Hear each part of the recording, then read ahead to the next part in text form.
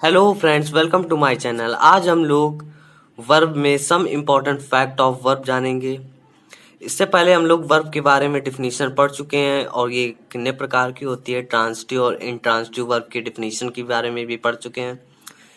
चलिए स्टार्ट करते हैं हम लोग some important fact of verb, जिसमें रूल नंबर फर्स्ट है कुछ ट्रांसिटिव वर्ब जो होती हैं, कुछ ट्रांसिटिव वर्ब जैसे गिव, ask,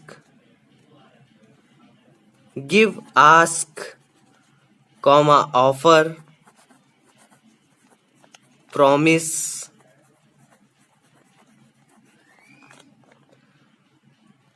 etc. दो ऑब्जेक्ट लेते हैं। ये वर्ब जो होती हैं वो दो ऑब्जेक्ट लेते हैं, टू ऑब्जेक्ट, जिनमें से एक इनडायरेक्ट ऑब्जेक्ट होता है,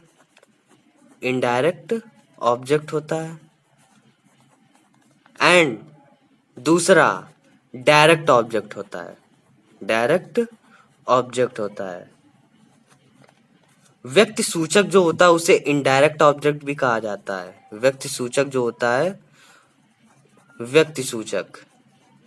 उसे इनडायरेक्ट ऑब्जेक्ट कहा जाता है। और जो वस्तु सूचक होता है, उसे डायरेक्ट ऑब्जेक्ट कहा जाता है। और इनडायरेक्ट ऑब्जेक्ट का प्रयोग डायरेक्ट ऑब्जेक्ट से पहले होता है। किसका? इनडायरेक्ट ऑब्जेक्ट का यूज बिफोर, पहले होता है। किससे? डायरेक्ट ऑब्जेक्ट से। तो इसमें फॉर एग्जाम्पल देखते हैं हम लोग। First number, she gave me an apple. तो इसमें ये सब्जेक्ट है, गेव वर्ब है, मी इनडायरेक्ट ऑब्जेक्ट है, व्यक्ति सूचक है, indirect object, and an apple direct object है। और इनडायरेक्ट ऑब्जेक्ट डायरेक्ट ऑब्जेक्ट से पहले आया है। एंड सेकंड नंबर एग्जांपल है, he promised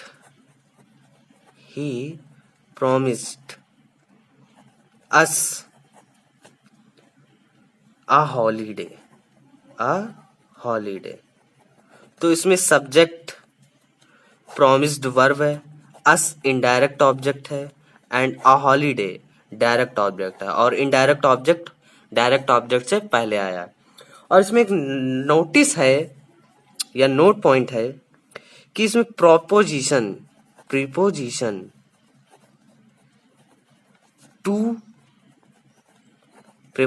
to and for का यूज करके हम लोग डायरेक्ट ऑब्जेक्ट को, ये डायरेक्ट ऑब्जेक्ट को इनडायरेक्ट ऑब्जेक्ट से पहले यूज कर सकते हैं, बिफोर। किसका? टू और for preposition. For example, she gave an apple to me. तो इसमें she subject, gave verb, an apple direct object है, वस्तु सूचक है, और मी व्यक्ति सूचक है, इनडायरेक्ट ऑब्जेक्ट। टू प्रीपोजिशन का यूज करके हम लोगों ने डायरेक्ट ऑब्जेक्ट को इनडायरेक्ट ऑब्जेक्ट से पहले यूज किया है। एंड अब नेक्स्ट रूल है, रूल नंबर 2। कुछ ऐसी वर्ब्स होती हैं जिनका यूज हम लोग transitive and intransitive transitive and intransitive दोनों ही वर्ब के फॉर्म में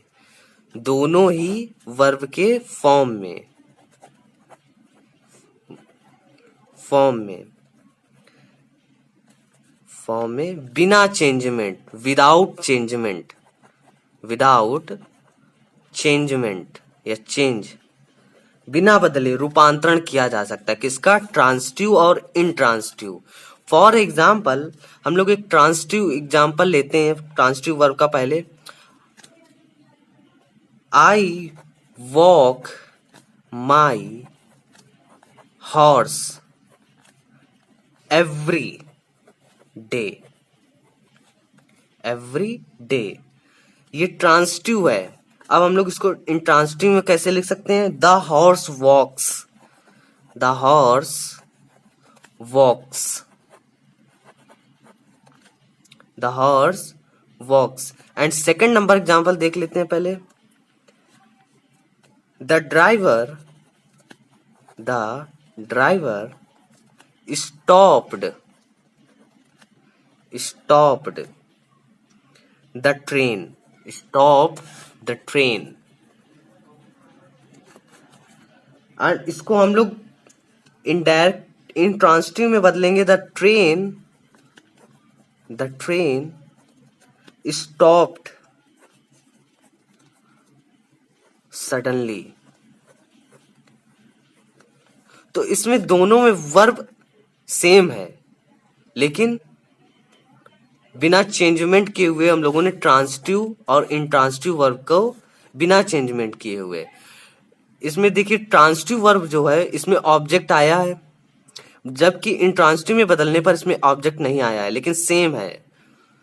और इसी में भी इसमें ऑब्जेक्ट आया है ट्रांसिटिव में, एंड इसमें ऑब्जेक्ट नहीं आया है। तो इसमें बिना चेंजमेंट किए हुए कुछ ऐसी वर्ब्स होती हैं, तो हम लोग बिना चेंजमेंट किए हुए ट्रांसिटिव इंट्रांसिटिव में बदल सकते हैं। एंड इसमें एक नोट पॉइंट है कि come, go, fall, die, sleep and lie etc, ये वर्ब्स होती हैं, ये हमेशा इंट्रांसिटिव वर्ब में होती हैं। ये come, go, fall, die, sleep etc intransitive verb में हमेशा यूज होती हैं, इंट्रांसिटिव वर्ब में। ये था रूल नंबर 2। हम लोग नेक्स्ट रूल देखते हैं, रूल नंबर 3। रूल नंबर 3 है जब कोई इंट्रांसिटिव वर्ब प्रेपोजिशन से जुड़कर बनती है, प्रेपोजिशन के साथ जुड़कर प्रयुक्त होती है, तो वह ट्रांसिटिव वर्ब बन जाती है। जैसे he laughed at me, तो इसमें प्रेपोजिशन एट आया है, तो एट जब ट्रांसिटिव वर्ब में जुड़ा तो वह ट्रांसिटिव वर्ब बन गया। तो ऐसे ही सेकंड नंबर एग्जांपल देखते हैं हम लोग। She looked into the matter,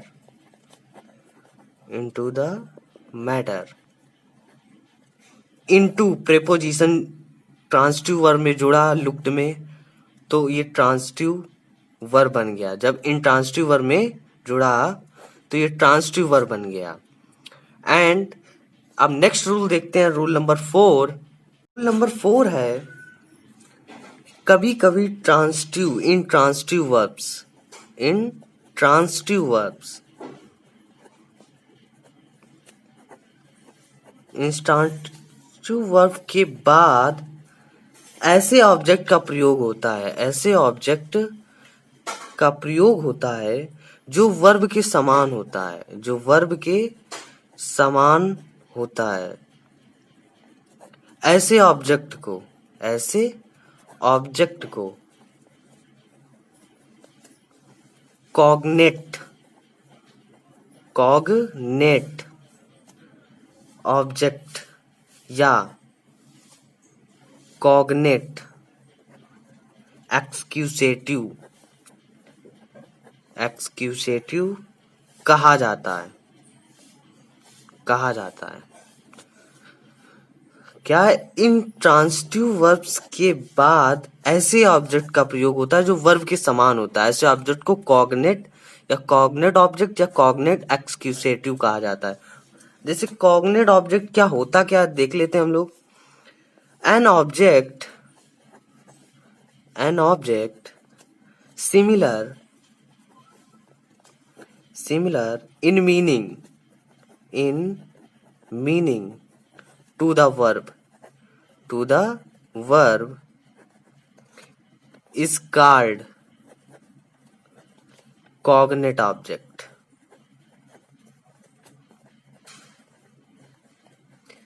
means ऐसा ऑब्जेक्ट जो वर्ब के समान मीनिंग रखता है उसे कॉग्नेट ऑब्जेक्ट कहा जाता है। अब रूल नंबर 4 का एग्जांपल देखने की कौन कौन से ऐसे वर्ब्स होते हैं, ऑब्जेक्ट होते हैं। He died a glorious death, ये इंट्रांसिटिव वर्ब है और इसमें ग्लोरियस डेथ के समान वह एक शानदार मौत मरा, तो इसमें ये भी सेम है और ये भी सेम है। तो ऐसा ऑब्जेक्ट है जो वर्ब के समान है। For second example, he has fought a good fight, means उसने एक अच्छी लड़ाई लड़ी। तो इसमें वर्ब इंट्रांसिटिव वर्ब भी समान है, उसका ऑब्जेक्ट भी समान है, ये कॉग्नेट ऑब्जेक्ट कहलाता है। एंड रूल नंबर 5 है, जो ऐसी ट्रांसिटिव वर्ब्स हैं जो कभी कभी इंट्रांसिटिव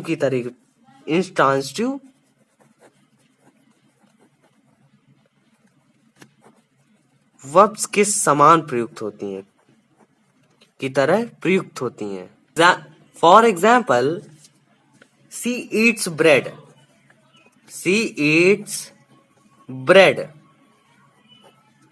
ये ट्रांसिटिव वर्ब है। एंड इंट्रांसिटिव वर्ब क्या होगी, वी ईट टू लिव,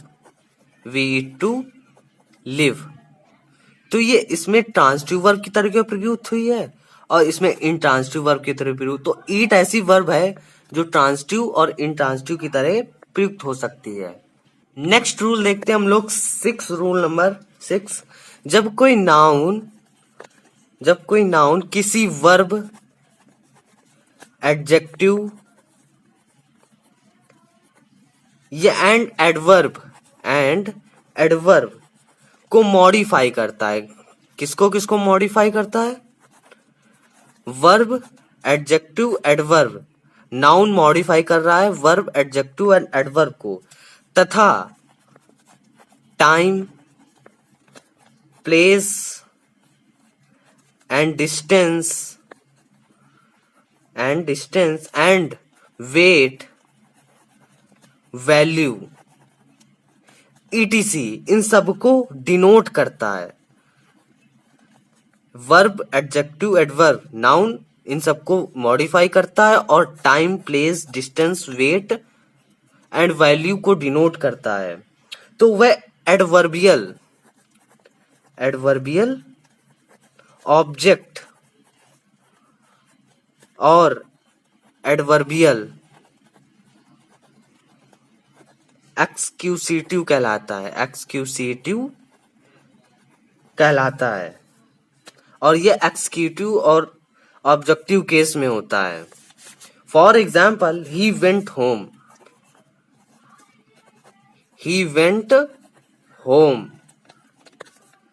तो इसमें ही वेंट होम, तो इसमें प्लेस को डिनोट कर रहा है एंड वर्ब ही नाउन है, ये वर्ब को मॉडिफाई कर रहा है एंड होम घर को मतलब प्लेस को डिनोट कर रहा है। तो इसे एडवर्बियल ऑब्जेक्ट कहलाता है, ये एडवर्बियल ऑब्जेक्ट कहलाता है। एंड सेकंड नंबर एग्जांपल है, he can't wait a moment longer, तो इसमें टाइम, वेट ये टाइम को डिनोट कर रहा है एंड कैंट वर्ब को मॉडिफाई कर रहा है। ही नाउन, यही रूल नंबर 6 है जिसे एडवर्बियल ऑब्जेक्ट कहा जाता है। अगर आपको ये वीडियो पसंद आया हो तो लाइक शेयर एंड सब्सक्राइब जरूर करें। अगले वीडियो में हम लोग वर्ब्स ऑफ इनकम्प्लीट प्रेडिकेशन पढ़ेंगे। Thanks for watching this video.